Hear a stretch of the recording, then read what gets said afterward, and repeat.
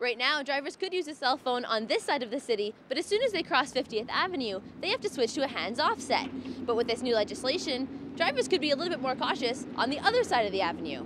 The legislation is going to be debated in the fall. These guys have shot a ton of rounds today, but they're starting to lose the light, and shooting at nighttime is a totally different experience than shooting during the day. About 1,500 rounds later, these soldiers can walk away with the qualification of being a .50 caliber machine gunner. Whitney Stinson, UCAF News. It happened right here at this local bar. On a packed Saturday night, a man and woman were allegedly kissing in a crowd when the man unexpectedly bit part of the woman's tongue off. Students here continue to mourn today, both inside these walls and at the accident scene. School officials say the crisis response team will stay as long as they're needed. In Wainwright, Whitney Stinson, UCAF News. PNHR says they'll be facing this problem again in June. They'll hopefully be going back to a 24/7 surgeon schedule in July, but those details have yet to be confirmed with the surgeons themselves.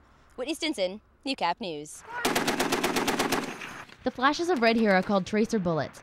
They fire one every 5 rounds to make sure they're on course. The soldiers say this scene can feel like a Star Wars movie and make anyone regain their youth.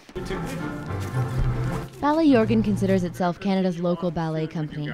Although they're based in Toronto, they say touring is the most important thing to them. We want to make sure that ballet is accessible and available to everyone, and we really want it to be just as community friendly as hockey and curling. Here in the Dillon residence, the grieving period has begun again. It started right after a second jury uttered 2 small, powerful words: not guilty. I had to go down that road to feel, is it all real?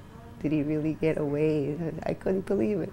It was supposed to be the beginning of an adventure. Jenna and Patrick had just backpacked across Australia and landed in Christchurch one day before disaster hit.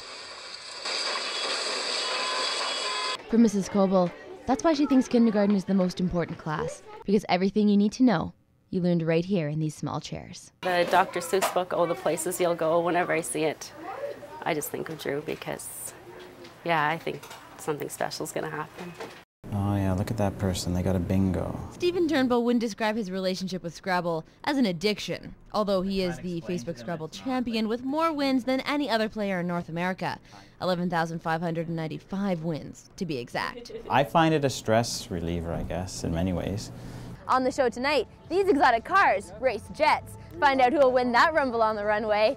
We take a spin with a guy who claims he has the fastest Ferrari in the world. Fasten your seatbelts. This is Around the Region.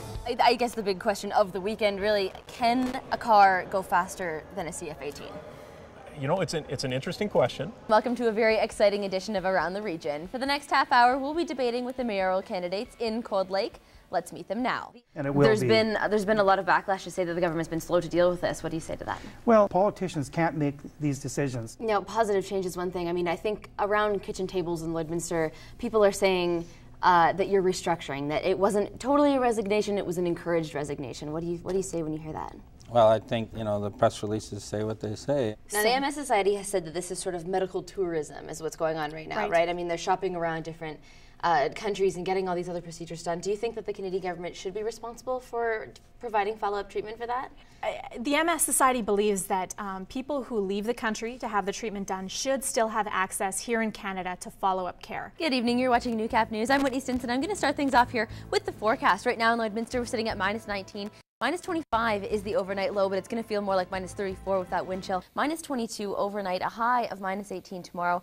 Tomorrow evening, they're predicting wind chills of up to -32, -33. So make sure you bundle up if you have a hot Friday night date. Checking out our systems map, these systems covering all of our area. This low pressure system is what's bringing us all this precipitation. These systems seem to be parting though, bringing in this cold front, which is what is going to turn our overnight lows into tomorrow's highs.